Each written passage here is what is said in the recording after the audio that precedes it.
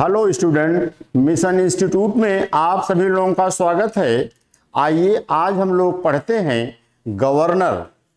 जैसा कि इसके पहले हम लोगों ने आप लोगों से बातचीत किया था। आप देखे रहे होंगे कि प्लासी युद्ध के बाद या बक्सर युद्ध के बाद जो स्थिति या जो सिचुएशन बनती है, अंग्रेजों ने भारत में अपना पहला कदम और उसके बाद बक्सर युद्ध के बाद इलाहाबाद की संत, इस तरह की समस्त घटनाओं को आप लोगों ने अच्छी तरह से पढ़ा। और आज हम वारेन हेस्टिंग हमारे और आपके सामने कैसे उपस्थित होता है, इसके संदर्भ में इसके पहले की वीडियोज़ में हम आप लोगों को बतला चुके हैं। लेकिन आपको पुनः याद दिलाते हुए आइए हम लोग वारेन हेस्टिंग तक पहुँचें और वारेन हेस्टिंग अपने ज़माने में किन किन महत्वपूर्ण घटनाओं को कार्यान्वित किया और उसमें भी जो हमारे और आपके लिए लाभप्रद व उपयोगी है उसे समझें और जानें। ठीक है, तो हम थोड़ा सा आपको याद दिलाएंगे जिससे कि आप तुरंत हमसे जुड़ जाएं। हम आगे बढ़ते हैं।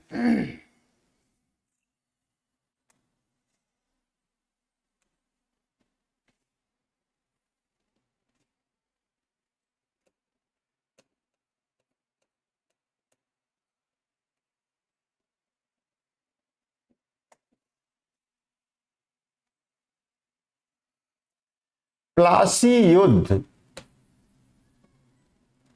1757, ये आपको याद होगा।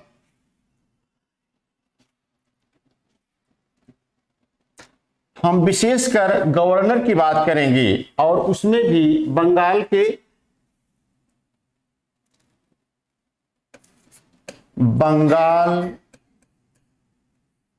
का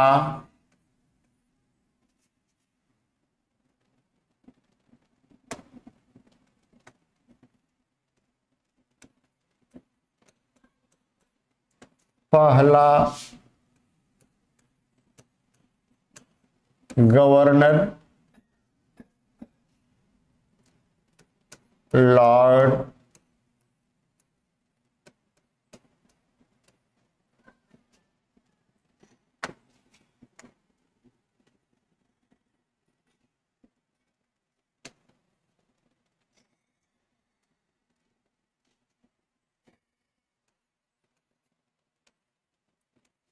तात्पर्य 1757 से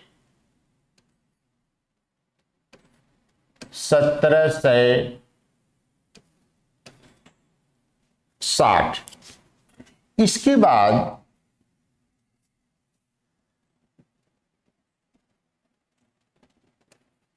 हालवेल हैं। हालवेल का जो पीरियड है 1760 से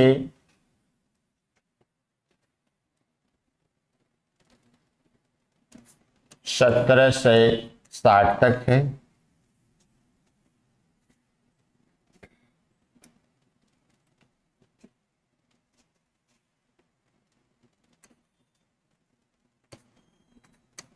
कार्टियर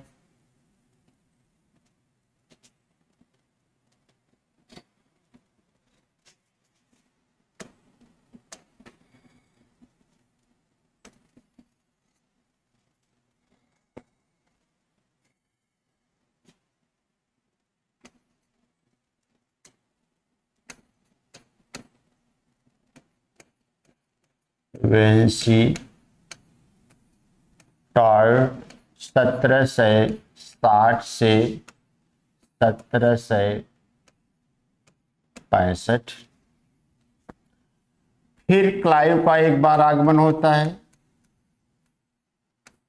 ये हैं आपके 1765 से 1767 तक। इसके बाद वेरेलेस्ट,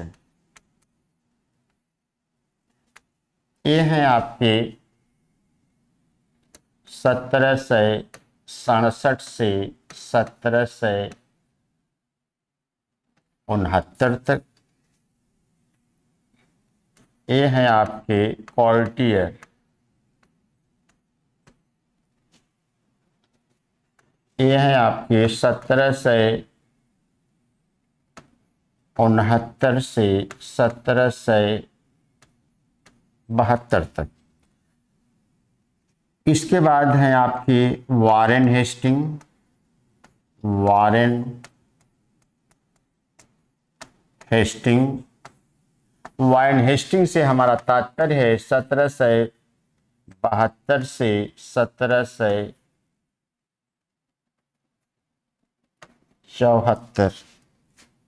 अच्छा, इसे जो आप देख रहे हैं इसे हम आप लोगों को इसके पहले बतला चुके हैं। अब आप देख रहे हैं वारेन हेस्टिंग। वारेन हेस्टिंग 1772 से 1774। आपका जो सवाल बनता है, बंगाल का पहला गवर्नर, आप यहां पर आएंगे। कभी कभी आप लोगों को मिलाने के लिए दिया जाता है। ये सारी चीजों को मैं क्रम से इसके पहले भी लिखा था और आपको पुनः याद दिलाने के लिए मैं एक बार फिर लिख दिए हैं। और यह है आपके वारेन हेस्टिंग। यदि आपका सवाल बने कि बंगाल का अंतिम गवर्नर, तो आप यहां पर आएंगे 1772 से 1774 तक, यानी वारेन हेस्टिंग। आपको यह भी मैं बतलाया था रेगुलेटिंग एक्ट के तहत, रेगुलेटिंग एक्ट 1773 के तहत उसमें इस बात की घोषणा की गई, बंगाल का गवर्नर गवर्नर न होकर के अब उसे गवर्नर जनरल कहा जाएगा। आपका जो सवाल बनता है इस तरह से, बंगाल का पहला गवर्नर आप कंफ्यूज करते हैं, ये लिखा गया है। आपसे पूछा जाएगा कि बंगाल का अंतिम गवर्नर, आप यहां पर आएंगे। ये सारी चीजें मैं आपको नोट करवाया हूं। यदि आपसे ये पूछा जाए कि बंगाल का पहला गवर्नर जनरल, देखिए बंगाल का पहला गवर्नर जनरल कौन होगा? Warren Hasting. लेकिन वारेन हेस्टिंग, लेकिन अंतर क्या है? ये 1772 से 74 तक है और यह जो है 1774 से 1785 तक होगा। अंतर यही है। अब आप समझ गए होंगे। अब हम आप लोगों को इनके संदर्भ में और इस पीरियड या इस समय की कहानी बतलाएंगे। जो बच्चे स्क्रीनशॉट न किए हों या जिनको समझ में न आया हो, उसे आप पुनः इसे रिसीव कर लें और इसके बाद हम इनके संदर्भ में बात करते हैं तुरंत।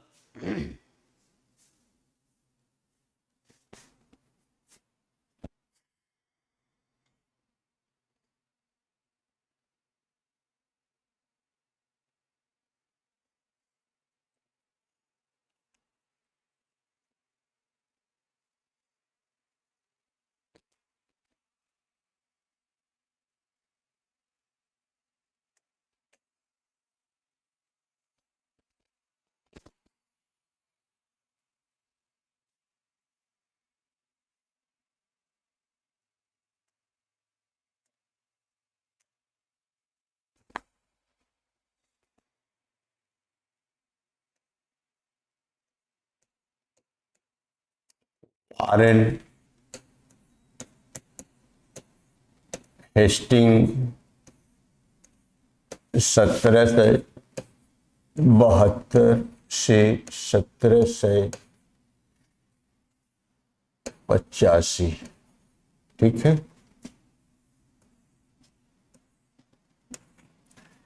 अभी इसके पहले जो मैं आप लोगों को बतला चुका था वह उन्हीं चीजों की मैं चर्चा कर रहा हूं। हेस्टिंग ने क्या किया? बंगाल की नवाबी खत्म किया।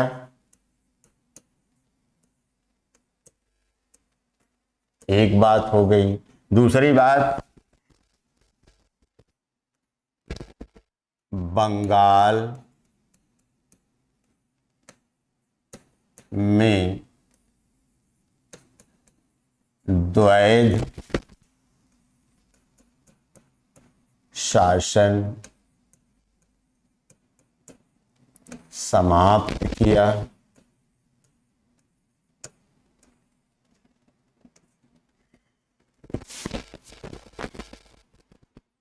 इसके बाद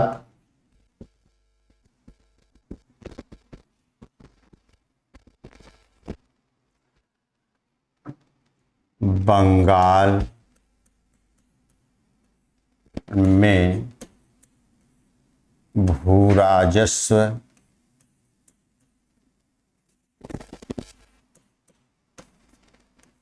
जस को वसूलने के लिए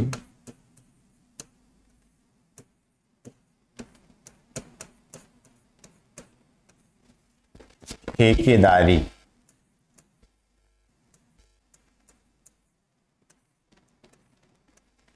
प्रथा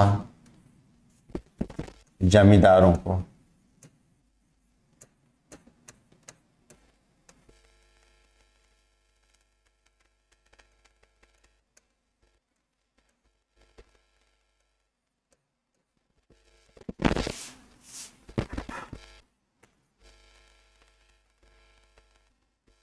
कम किया।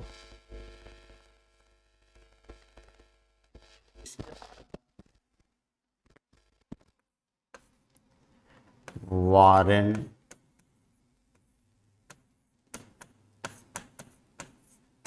हेस्टिंग्स ने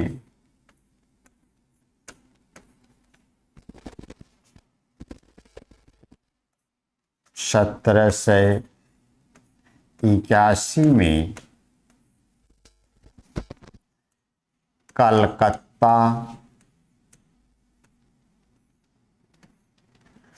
मदरसा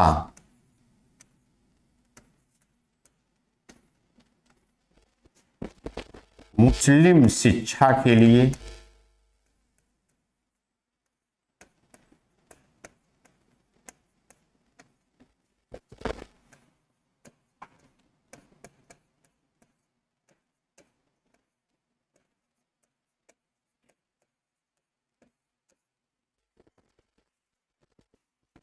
इसके अलावा वारेन हेस्टिंग ने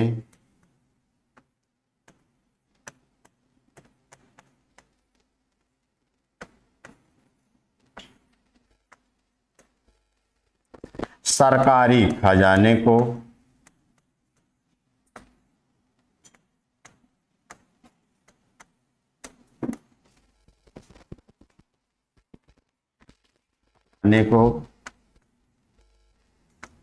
मुर्शिदाबाद से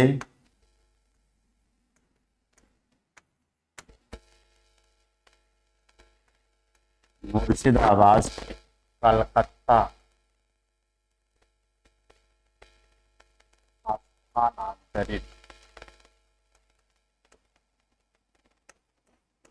स्थानांतरित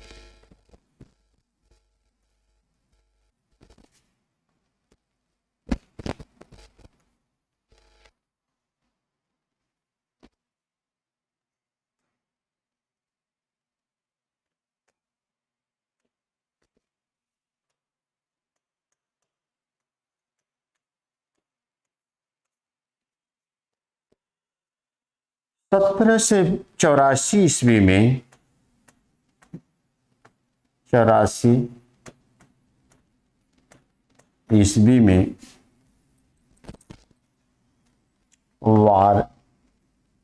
वारेन हेस्टिंग के समय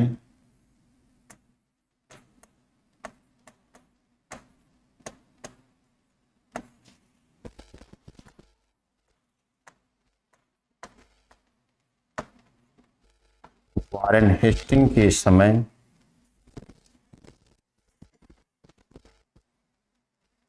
sir William Jones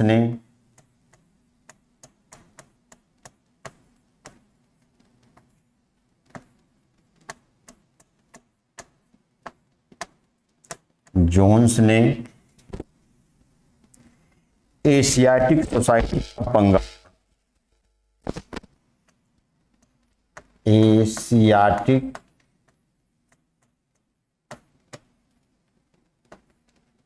Asiatic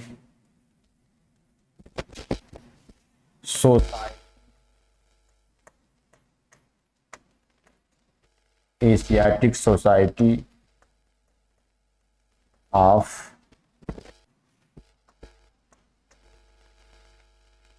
Bengal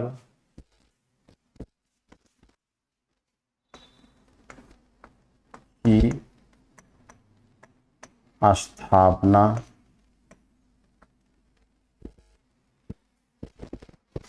एक पॉइंट और है,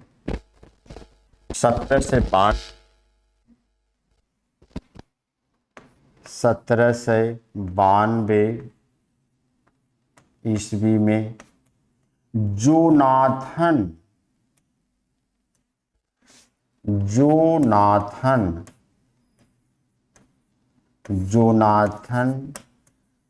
डंकन ने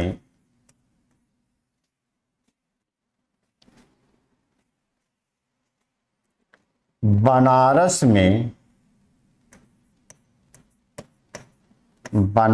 में संस्कृत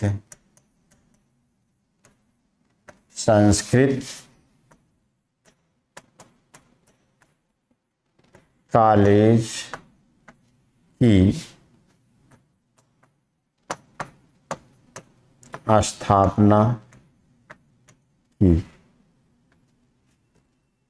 तो बच्चों इसे आप स्क्रीनशॉट करें, इसके बाद फिर हम आगे बढ़ते हैं।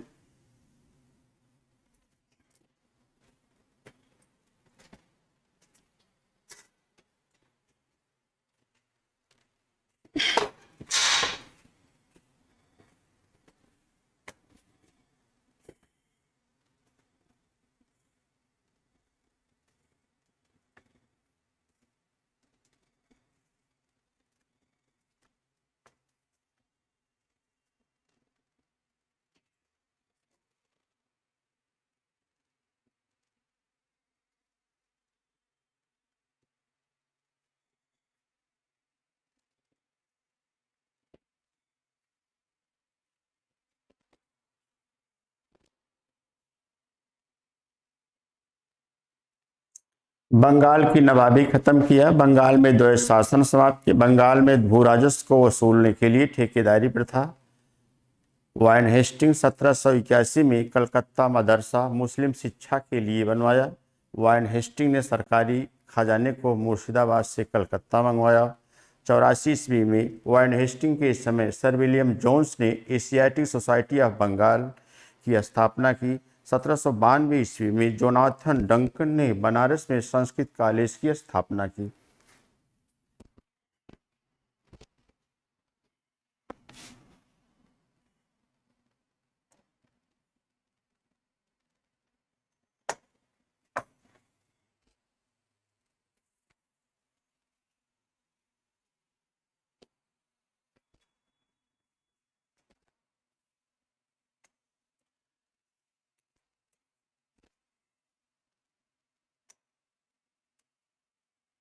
बंगाली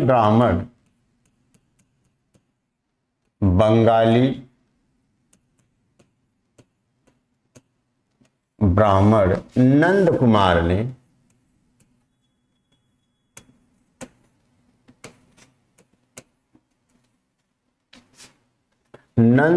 ने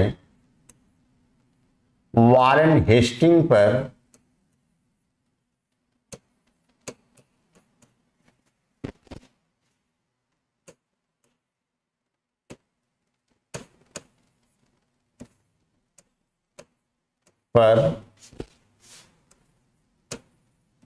यह आरोप लगाया कि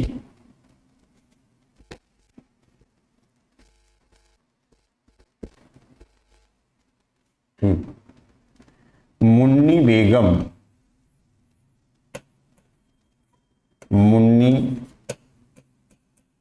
बेगम यानी मीर जाफर की विधवा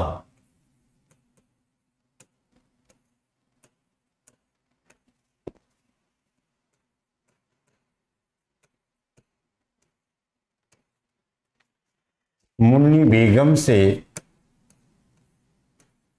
3.5 लाख नवाब का संरक्षक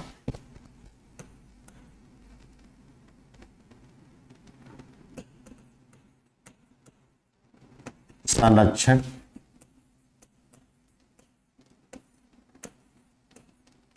नवाब का संरक्षक बनाने के लिए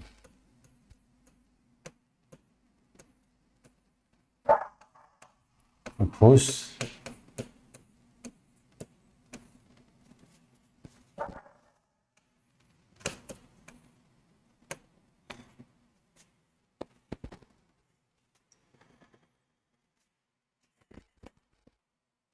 आरोप निराधार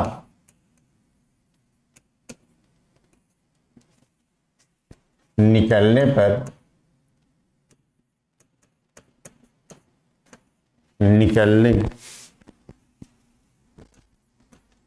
पर Warren Hasting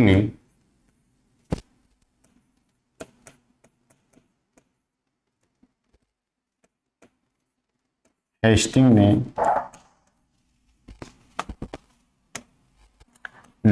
Kumar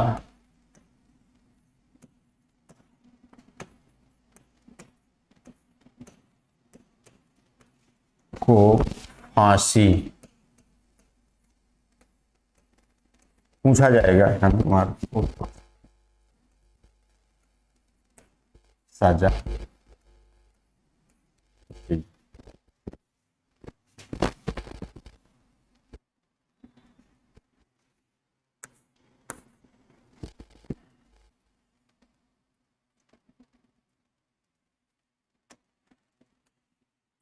quits India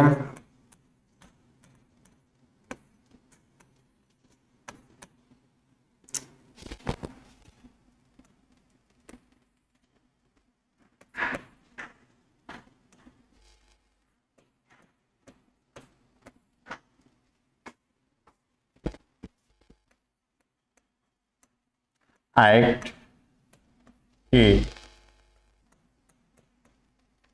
विरोध में हेस्टिंग्स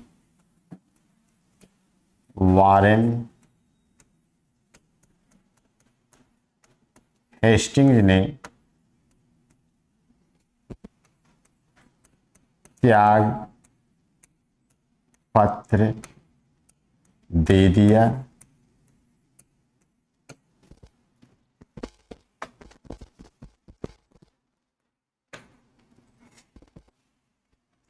वारेन हेस्टिंग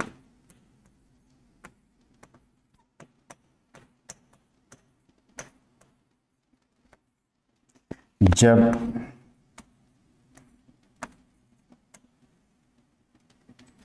इंग्लैंड पहुंचा, बहुत इंपॉर्टेंट है बच्चों, जब इंग्लैंड पहुंचा तब वर्क बहुत इंपॉर्टेंट है, वर्क ने उसके ऊपर महाभियोग लगाया,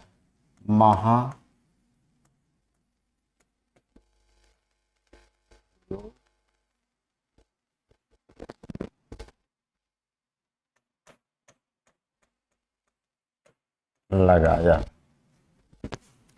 महाभियोग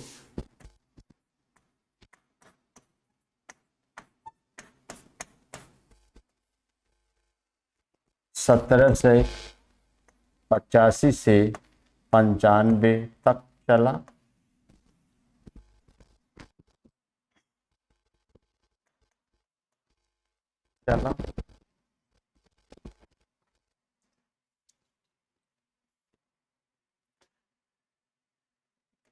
उसके ऊपर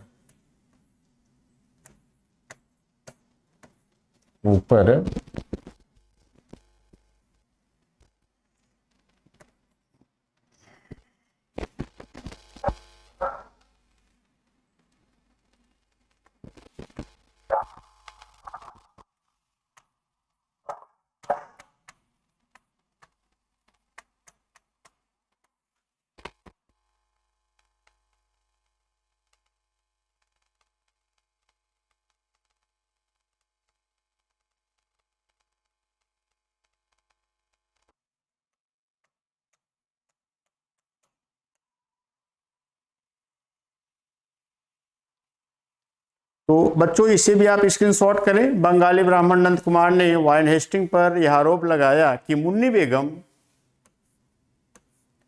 मीर जाफर की विधवा, मुन्नी बेगम यानी मीर जाफर की विधवा मुन्नी बेगम से 3.5 लाख रुपया नवाब का संरक्षक बनाने के लिए घूस लिया। आरोप निराधार निकलने पर वारेन हेस्टिंग ने बंगाली ब्राह्मण नंद कुमार को टांग दिया फांसी पर। और पिट्स इंडिया एक्ट के विरोध में वारेन हेस्टिंग ने त्यागपत्र दे दिया। वारेन हेस्टिंग जब इंग्लैंड पहुंचा तब वर्क ने उसके ऊपर, बहुत इंपॉर्टेंट है, महाभियोग लगाया। महाभियोग 1785 से 95 तक चला, लेकिन उसके ऊपर महाभियोग भी निष्फल साबित हुआ। तुरंत स्क्रीनशॉट करें, उसके बाद हम आगे बात करते हैं।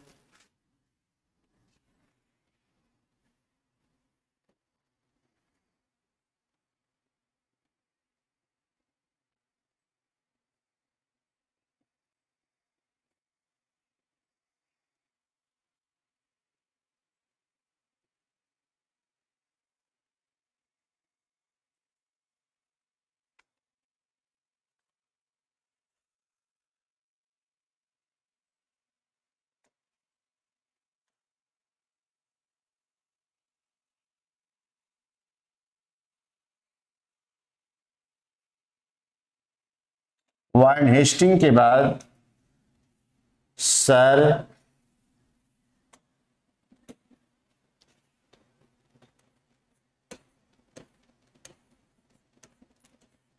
जॉन मैकफर्सन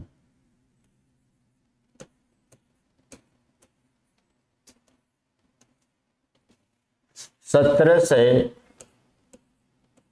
85 से 1786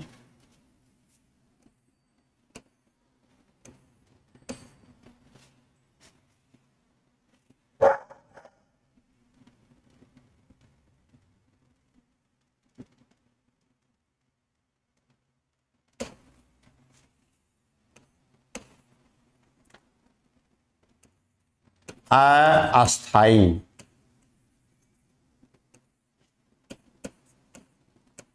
नियुक्ति की गई थी इनकी। 1 वर्ष तक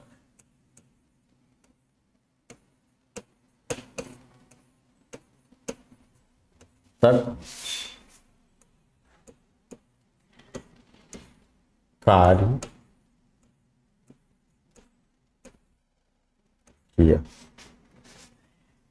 मैकफर्सन के बाद 1786 से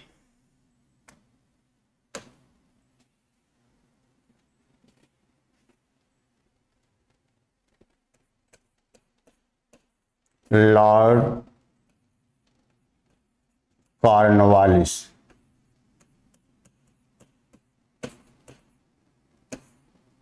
लॉर्ड कॉर्नवालिस 1786 से 1793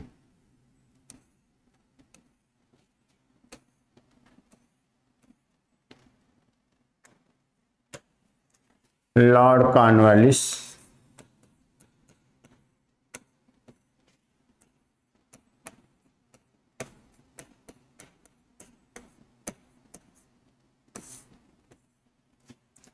जमींदार का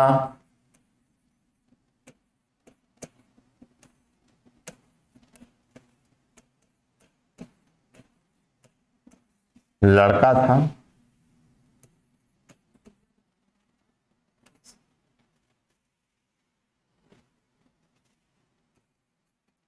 भूराजस्व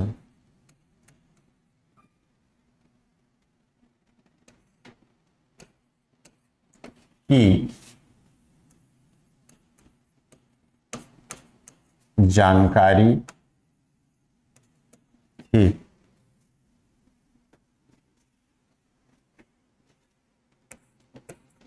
लॉर्ड कॉर्नवालिस ने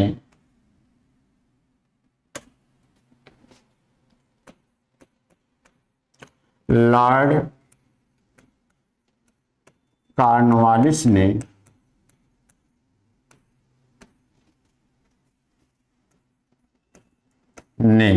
जिला फौजदारी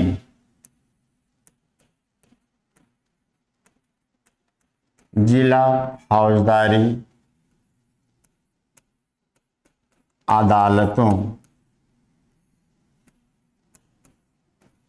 को समाप्त कर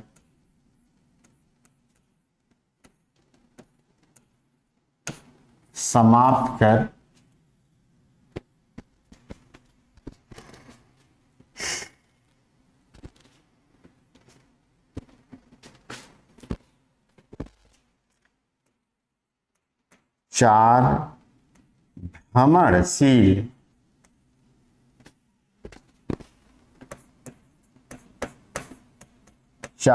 भ्रमणशील अदालत। बच्चों, आप लोगों की परीक्षाओं में बहुत बारीकी की चीज है। चार भ्रमणशील अदालत, जैसा कि इस समय आप एटीएम को देखते होंगे, एटीएम की गाड़ी चारों तरफ नाचती रहती है। चार भ्रमणशील अदालत। और आपका जो सवाल बनता है, आपसे जो पूछा जाता है वह इस तरह से कि चलता फिरता न्यायालय, चलता फिरता न्यायालय। चार भ्रमणशील अदालत यानी चलता फिरता न्यायालय। क्या आपका इस तरह से सवाल पूछेगा। चार भ्रमणशील अदालत का गठन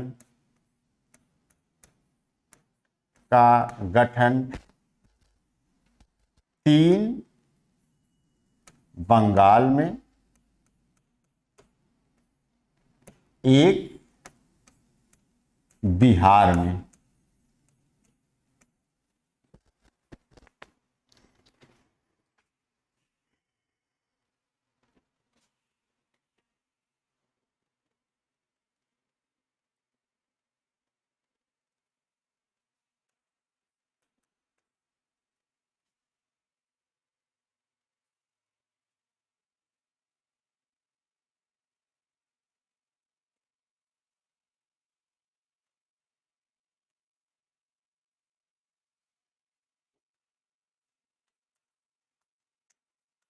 किया गया।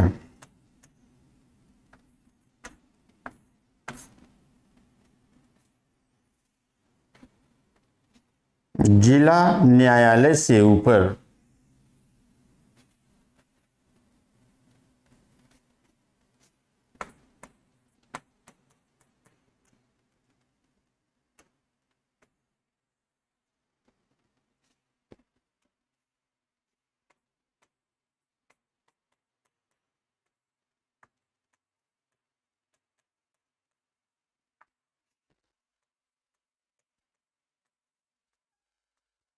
जिला न्यायालय से ऊपर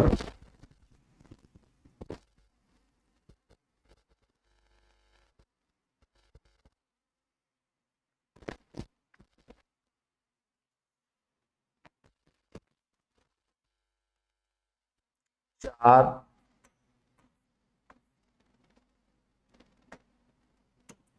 प्रांतीय न्यायालय,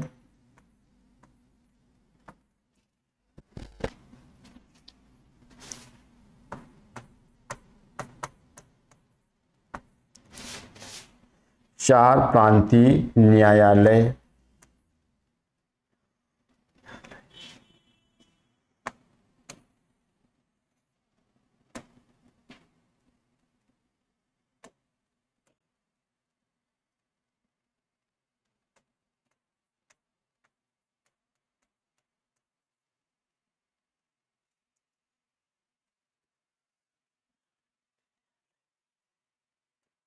एक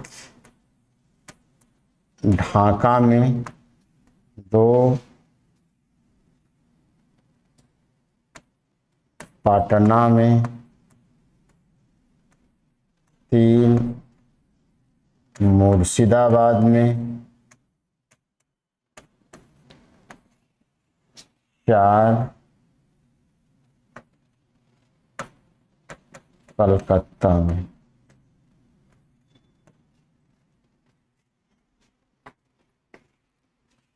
कलकत्ता, मुर्शिदाबाद, ढाका।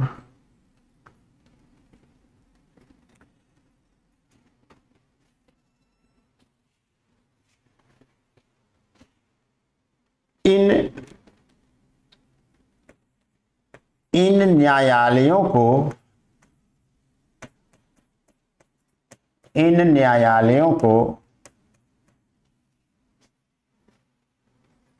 जिला न्यायालयों का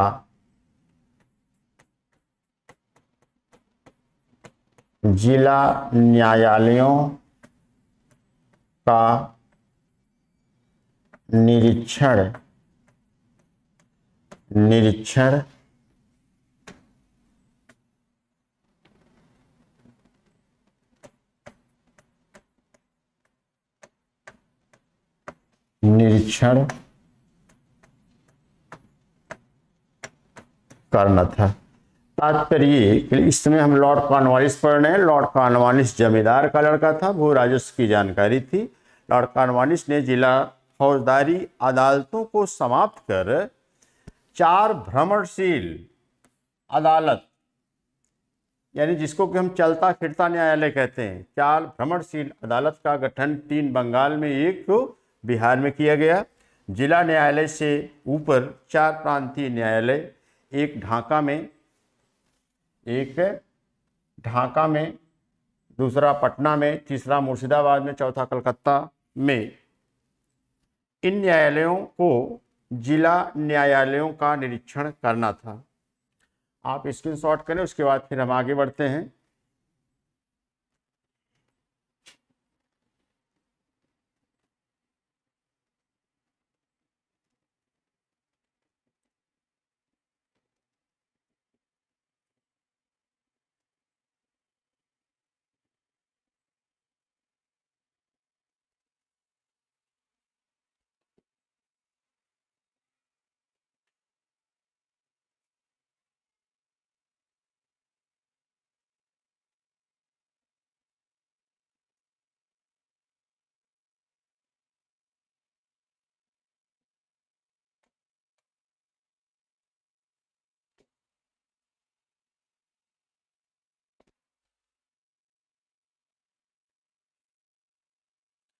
प्रांतीय न्यायालयों से ऊपर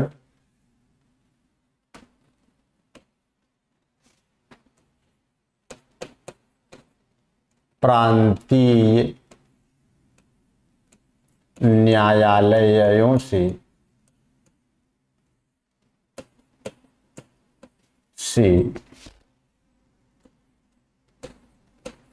ऊपर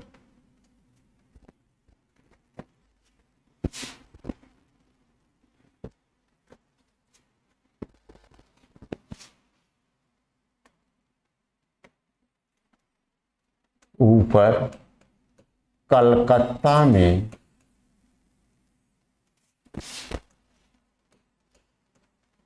एक सदर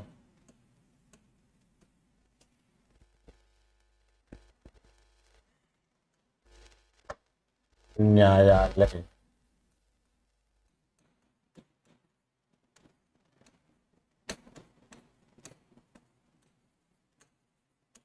होता था।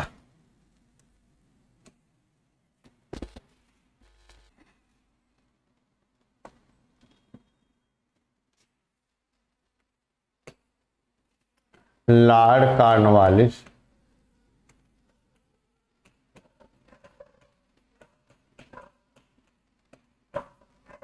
लॉर्ड कॉर्नवालिस जिले की सीमा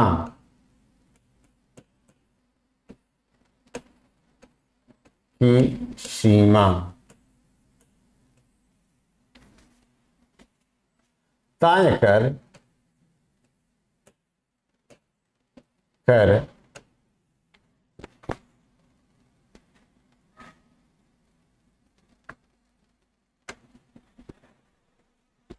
पुलिस थाना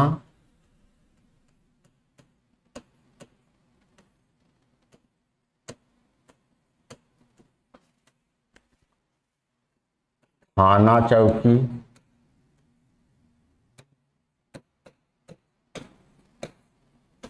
चौकी का गठन कर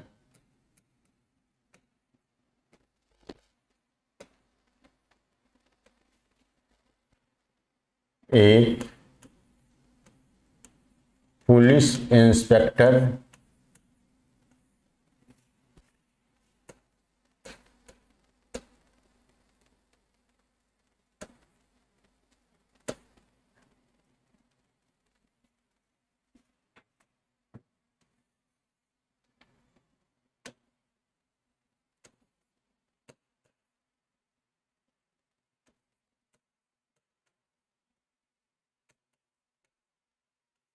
इंस्पेक्टर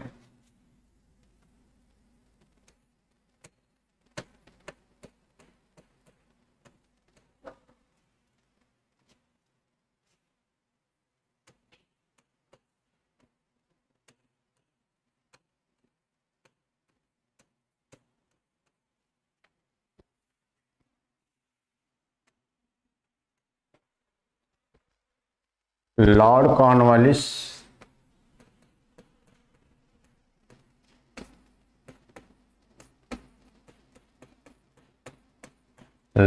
कॉर्नवालिस को नागरिक सेवा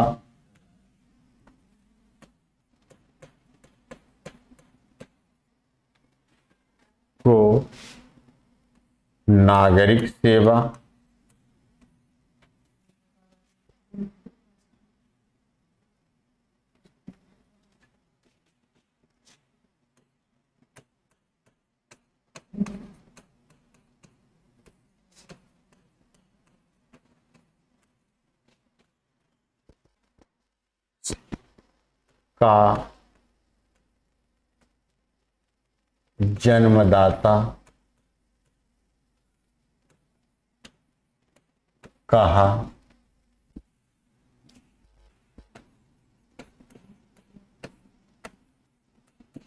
जाता है।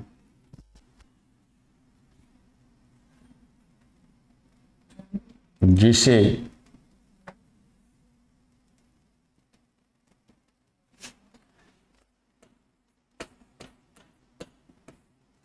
इस्पात का चौखटा यानी नागरिक सेवा या सिविल सेवा को इस्पात का चौखटा भी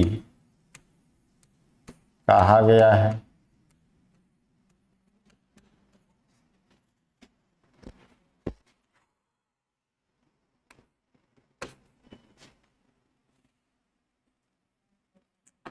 लॉर्ड कॉर्नवालिस के समय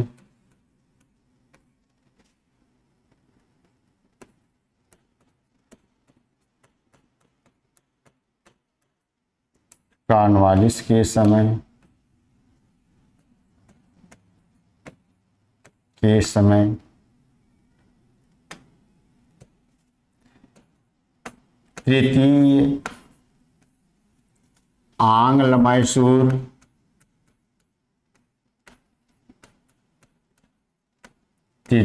आंग्ल मैसूर युद्ध 1792 में में हुआ, जिसमें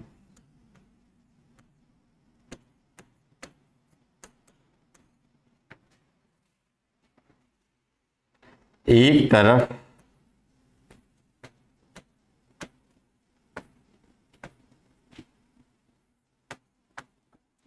टीपू सुल्तान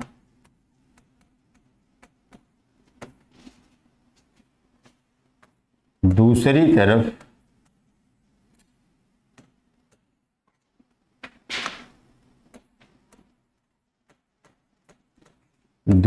तरफ अंग्रेज प्लस मराठा प्लस निजाम।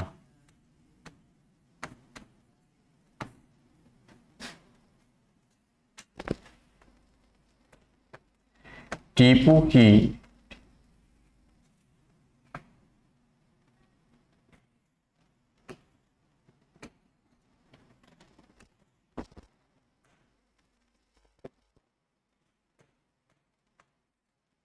टीपू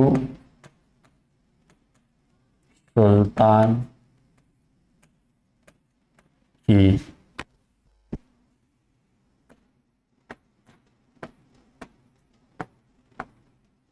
हार हुई और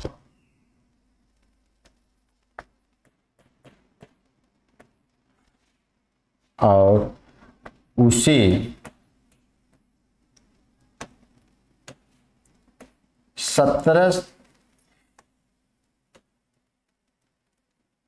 उसे 1792 ईस्वी में श्रीरंगपट्टनम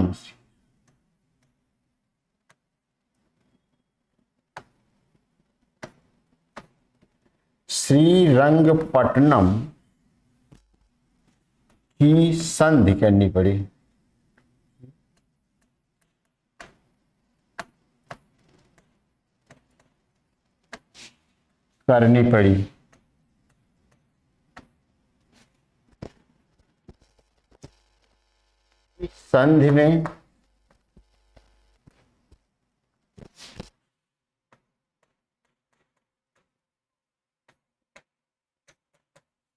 इस संधि में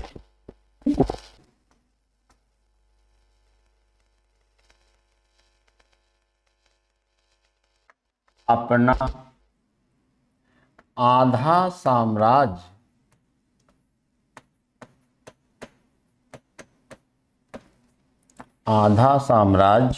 व 3 करोड़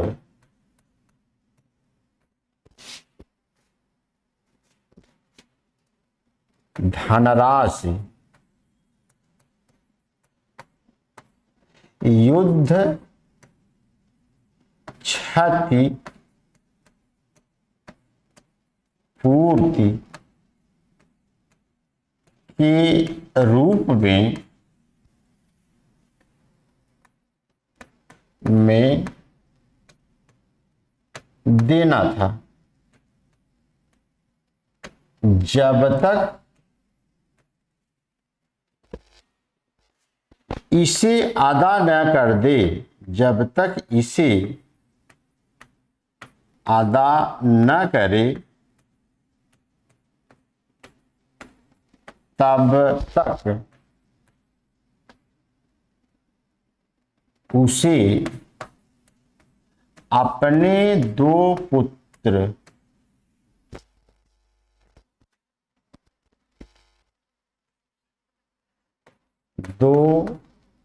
पुत्रों को बंधक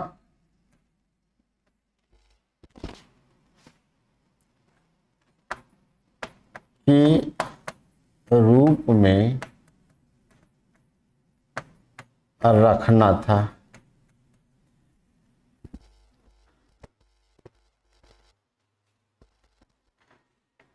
लॉर्ड कॉर्नवालिस के समय तृतीय आंग्ल मैसूर युद्ध 1792 में होता है, और जिसमें एक तरफ टीपू सुल्तान, दूसरी तरफ और निजाम थे। टीपू सुल्तान की हार हुई और उसे करनी पड़ी। संध में टीपू को अपना आधा साम्राज्य क्षतिपूर्ति में देना था। जब तक इसे अदा न करे तब तक उसे अपने 2 पुत्रों को बंधक के रूप में रखना था। यह थी श्रीरंगपट्टनम की संधि, ठीक है। और लॉर्ड कॉर्नवालिस को नागरिक सिविल सेवा का जन्मदाता कहा जाता है, जिसे इस्पात का चौखटा भी कहा गया है।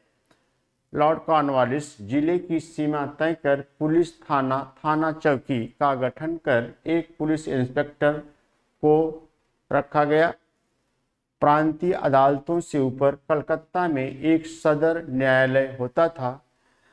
इस तरह की चीज़ों को व्यवस्थित करने का काम लॉर्ड कॉर्नवालिस ने किया, और इसे भी आप स्क्रीनशॉट करें। थोड़ा सा और बचा हुआ है, उसके बाद फिर हम बात करते हैं।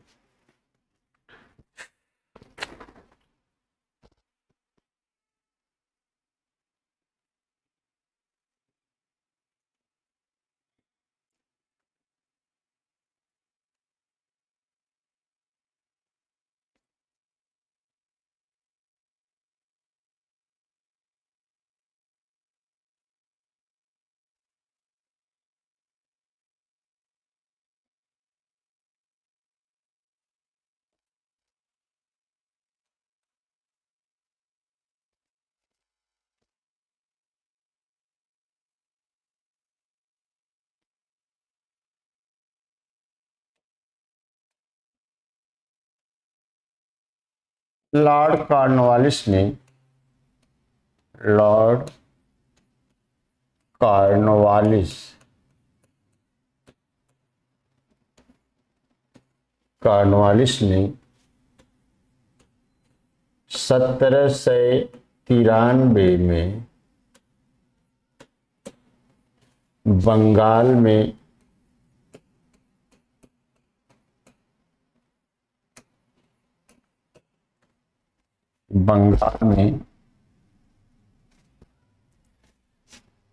अस्थाई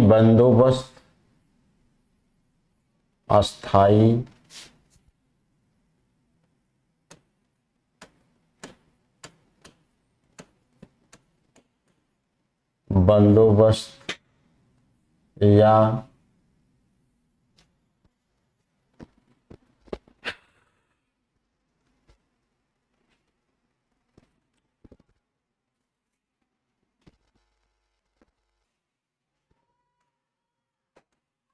जमींदारी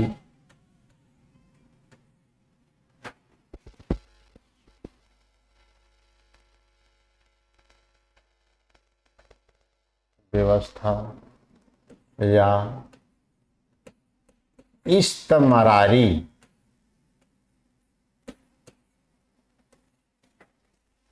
बंदोबस्त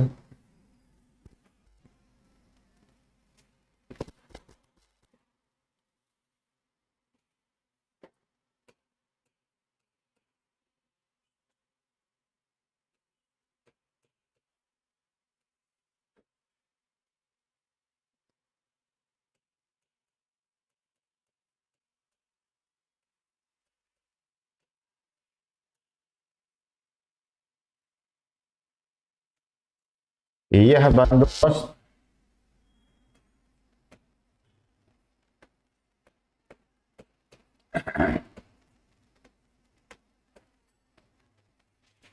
बस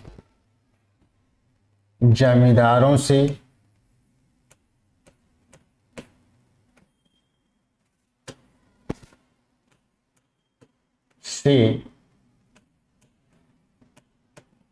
अस्थाई रूप में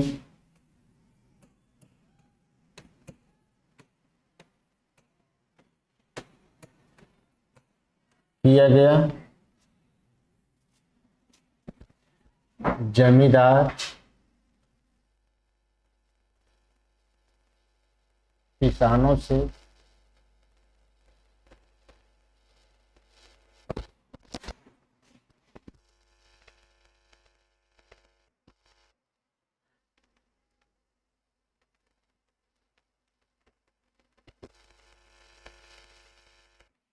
आठ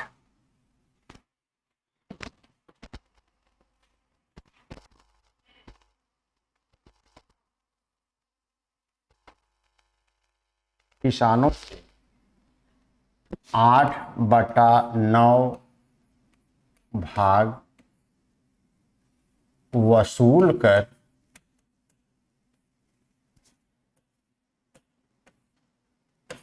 कंपनी के खाते में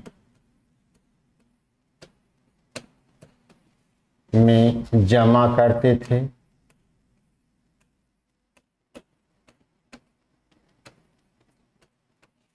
से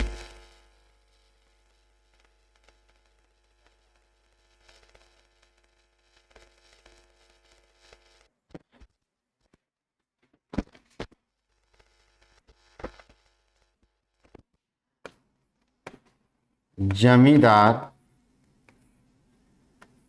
अपनी सेवा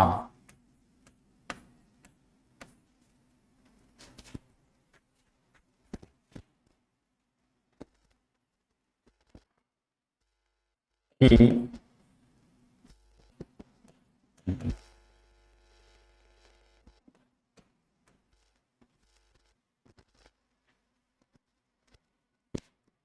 अपने पास रखता था।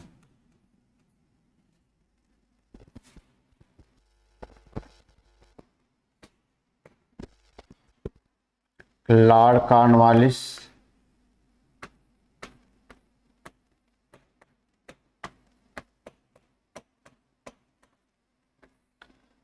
ने 1793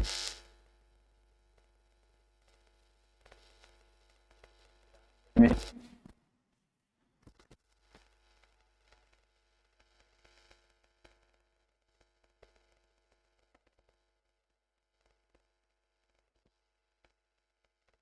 बताया, जिसे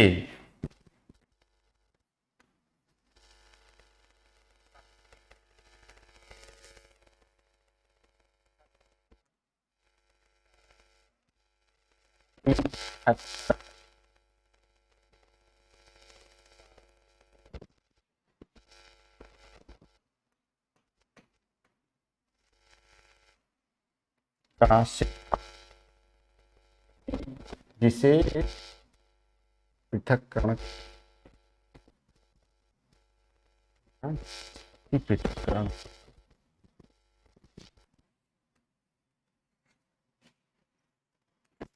इसे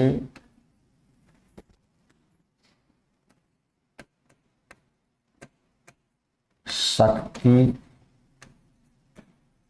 पृथक्करण का सिद्धांत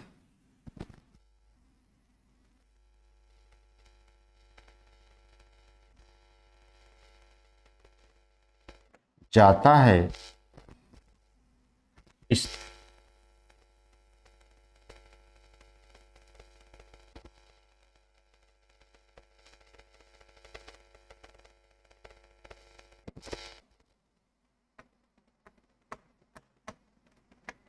राजस्व को अलग किया गया था। अंतिम और कॉर्नवालिस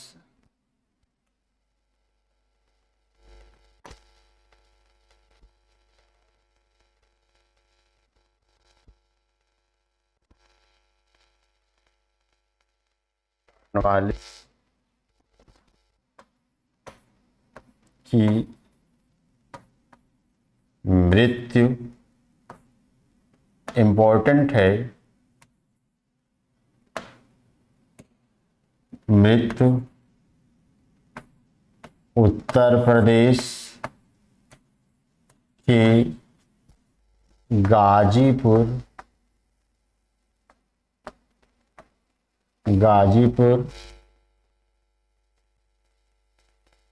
जिले में हुई।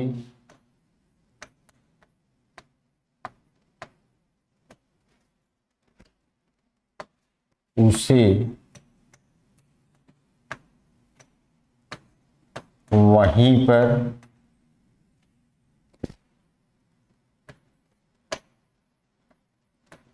दफनाया भी गया है। तो लॉर्ड कॉर्नवालिस ने 1793 में बंदोबस्त या इस्तेमारी बंदोबस्त स्थापित किया। यह बंदोबस्त जमींदारों से अस्थायी रूप में किया गया। जमींदार किसानों से भूराजस्व का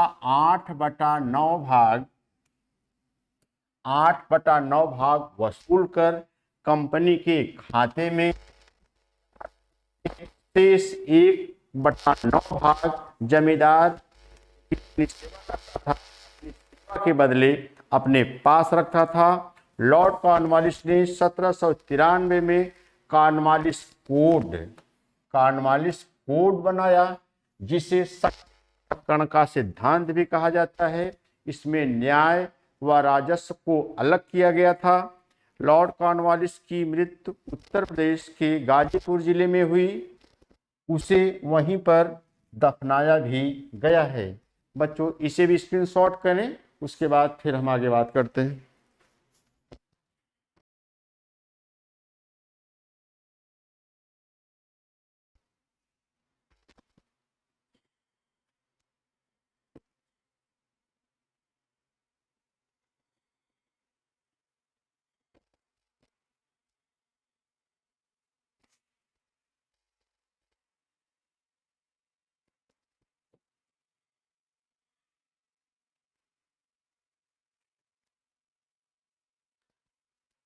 ठीक बच्चों, इसे आप स्क्रीनशॉट।